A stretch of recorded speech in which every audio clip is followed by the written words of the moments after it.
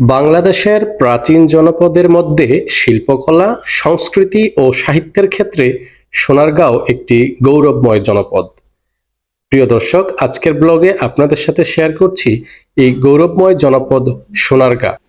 সোনারগাঁও ছিল বাংলার মুসলিম শাসকদের অধীনে পূর্ববঙ্গের একটি প্রশাসনিক কেন্দ্র। এটি বর্তমানে বাংলাদেশের নারায়ণগঞ্জ জেলার একটি উপজেলা। এর অবস্থান ঢাকা থেকে ২৭ কিলোমিটার দক্ষিণ পূর্বে। মধ্যযুগীয় নগরটির যথার্থ অবস্থান নির্দেশ করা কঠিন। বিক্ষিপ্ত নির্দেশনাদি থেকে প্রতীয়মান হয় যে এটি পূর্বে মেঘনা, পশ্চিমে শীতলক্ষ্যা, দক্ষিণে ধলেশ্বরী ও উত্তরে ব্রহ্মপুত্র নদ দ্বারা বেষ্টিত একটি বিস্তৃত জনপদ ছিল। সোনারগাঁও বাংলার ঐতিহাসিক অঞ্চলের অন্যতম প্রাচীন রাজধানী এবং পূর্ব বাংলার একটি প্রশাসনিক কেন্দ্র ছিল। এটি একটি নদী বন্দরও ছিল। তাঁতি ও কারিগরদের বিশাল জনসংখ্যার সাথে বাংলার মসলিন বাণিজ্যের কেন্দ্রবিন্দু ছিল সোনারগাঁও।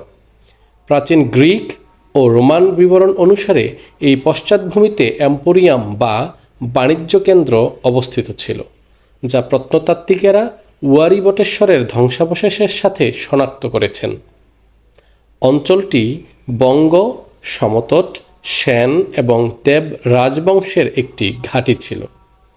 দিল্লি সালতানাতের সময় সোনারগাঁও গুরুত্ব লাভ করে।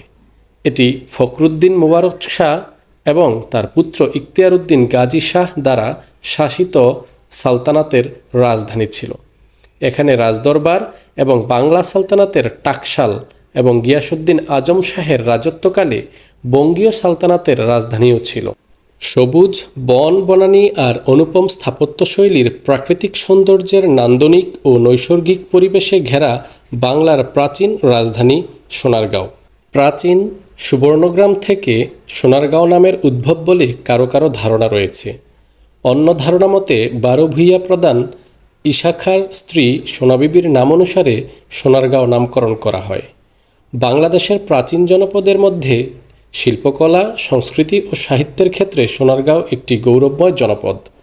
আনুমানিক ১২৮১ খ্রিস্টাব্দে এ অঞ্চলে মুসলিম আধিপত্যের সূচনা হয়। মধ্যযুগে এটি মুসলিম সুলতানদের রাজধানী ছিল।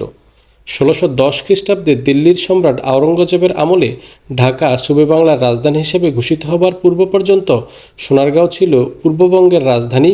ইশাখা ও তার বংশধরদের শাসনামলে সোনারগাঁও ছিল পূর্ববঙ্গের রাজধানী।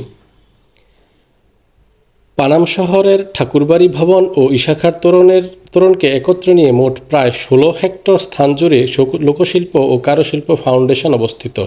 এখানে একটি জাদুঘর, একটি লোকমঞ্চ, সেমিনার কক্ষ ও কারুশিল্প গ্রাম রয়েছে। এখানকার জাদুঘরে প্রায় ৪,৫০০ নিদর্শন সংরক্ষিত রয়েছে। সবাইকে আন্তরিক ধন্যবাদ জানিয়ে আজকের মতো বিদায় নিচ্ছি। আল্লাহ হাফেজ।